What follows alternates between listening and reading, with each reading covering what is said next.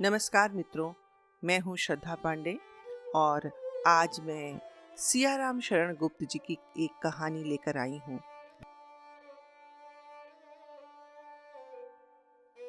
उस दिन बड़े सवेरे श्यामू की नींद खुली तो उसने देखा कि घर भर में कोहराम मचा हुआ है।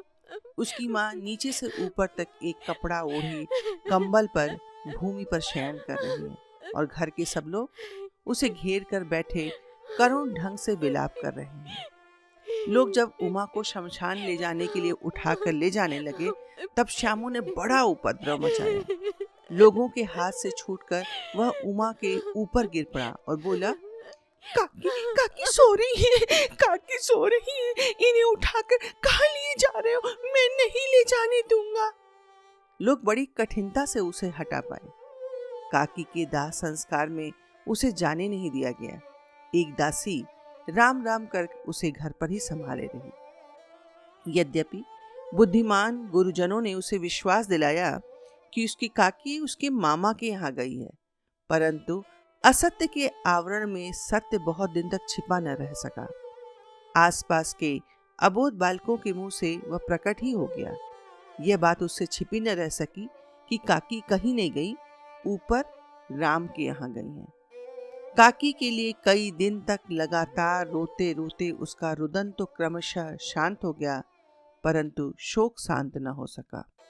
वर्षा के अनंतर एक दो दिन में पृथ्वी के ऊपर का पानी तो अगोचर हो जाता, परंतु भीतर ही भीतर उसकी आर्द्रता जैसे बहुत दिन तक बनी रहती है, वैसे ही उसके अंतस्थल में वह शोक जाकर बस गया था। वह प्रायः अकेला बैठा शून्य मन से आकाश की ओर ताका करता था। एक दिन ऊपर आसमान में पतंग उड़ती देखी। न जाने क्या सोचकर उसका हृदय एकदम खिल उठा। विश्वेश्वर के पास गया और बोला, काका मुझे एक पतंग मंगा दो। पत्नी की मृत्यु के बाद विश्वेश्वर अन्य मनस्क रहा करते थे। अच्छा, मंगा दूंगा कहकर वे उदास भाव से कहीं चले गए। श्यामू पतंग के लिए बहुत उत्कंठित था। वह अपनी इच्छा किसी प्रकार रोक न सका। एक दिन खूंटी पर विश्वेश्वर का कोट टंगा था। इधर उधर देखकर उसने एक स्टूल सरकाकर रखा और ऊपर चढ़कर कोट की जेबें टटोली। उनमें से एक चवन्नी का आविष्कार करके वह तुरंत वहां से भाग गया। सुखिया दासी का लड़का भोला श्यामू का समवयस्क साथी था। श्यामू ने उसे चवन्नी देकर कहा, अपनी जीजी से कहकर गुपचुप एक पतंग और डोर मंगा दो। देखो खूब अकेले में लाना, कोई जान ना पाए। पतंग आई। एक अंधेरे घर में उसमें डोर बांधी जाने लगी। श्यामू ने धीरे से कहा, भोला भैया किसी से न कहो तो एक बात कहूं। भोला ने सिर हिलाकर कहा, नहीं नहीं, किसी से ना कहूंगा। श्यामू ने सिर हिलाकर कहा, मैं यह पतंग ऊपर राम के पास भेजूंगा। इसे पकड़कर काकी नीचे उतर आएंगी। मैं लिखना नहीं जानता, नहीं तो इस पर उनका नाम लिख देता। भोला श्यामू से थोड़ा अधिक समझदार था। उसने कहा, बात तो बड़ी अच्छी है, परंतु एक कठिनता है। यह डोर पतली है, इसे पकड़कर काकी उतर नहीं सकेंगी। इसके टूट जाने का डर है। पतंग में मोटी रस्सी हो तो सब ठीक हो जाएगा। श्यामू गंभीर हो गया। मतलब यह कि एक बात लाख रुपए की सुझाई गई है, परंतु कठिनता यह थी कि मोटी रस्सी कैसी मंगाई जाए। पास में दाम है नहीं और घर के जो आदमी उसकी काकी को बिना दया माया के जला आए हैं, वे उसे इस काम के लिए कुछ नहीं देंगे। उस दिन श्यामू को चिंता के मारे बड़ी रात तक नींद नहीं आई।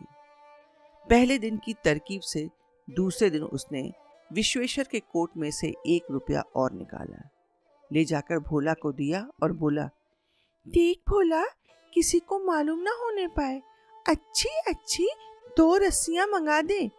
एक रस्सी ओछी पड़ेगी। जवाहर भैया से मैं एक कागज पर काकी लिखवा दूंगा।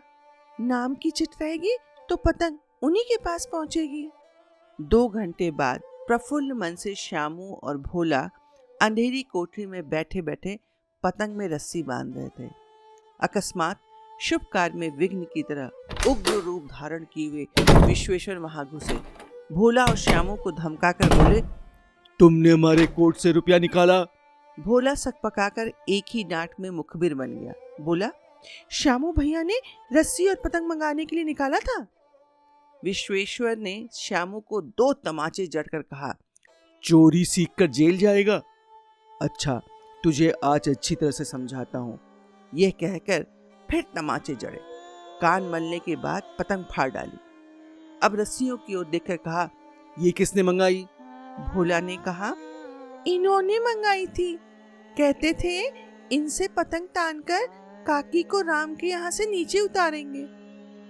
विश्वेश्वर हत बुद्धि होकर वहीं खड़े रह गए। उन्होंने फटी हुई पतंग उठाकर देखी। उस पर चिपके हुए कागज पर लिखा था, काकी। धन्यवाद।